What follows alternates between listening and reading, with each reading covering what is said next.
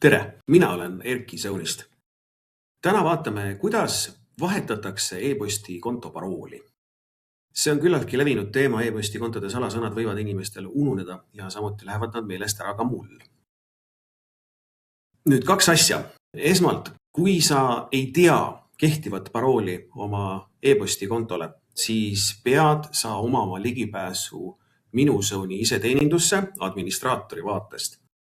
Kui sa ei ole teenuse päris omanik või e-posti konto parooli on algselt sulle andnud kas tööandja või keegi asutuse sisene IT-spetsialist, siis ilmselt ei ole sul Minuzone'i administraatori kontole ligipääsu. Sellisel puhul pead sa pöörduma pikema jututa selle inimese poole, kes algselt sulle e-posti konto salasõna väljastas. Kui sa oled aga teenuse reaalne omanik ja omad Minuzone'i kontole ligipääsu, lähed meie esilehele ja paremalt ülevalt nurgast nupp Minuzone. Siia sisse logides kasuta seda autentimismeetodit, mida oled harjunud kasutama, kas mobiil-ID, ID-kaart või Smart-ID, Google, Facebook. Minul on kasutajatunnus ja e-post. birgit@sone.ee ja sellele kehtiv parool.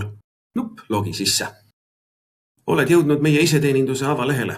Jaotusest veeb ja e-post otsi üles nupp e-post, lisa ja muuda e-posti aadresse.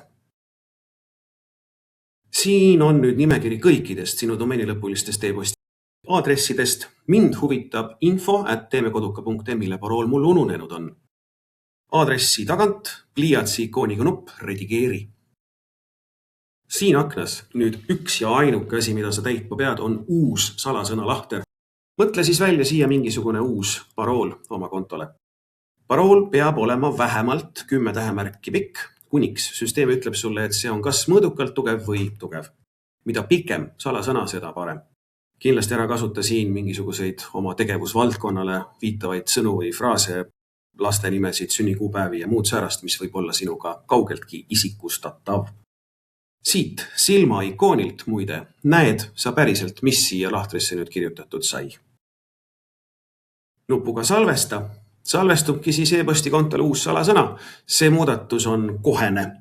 Sa saad uue parooliga sisse logida webmail.ee keskkonda ja kui sa kasutad nüüd oma e-posti tarbeks ka mõnd klientprogrammi, näiteks Outlook, Thunderbird, Macmail või muu säärane, tuleb uus salasõna sisestada ka nendesse.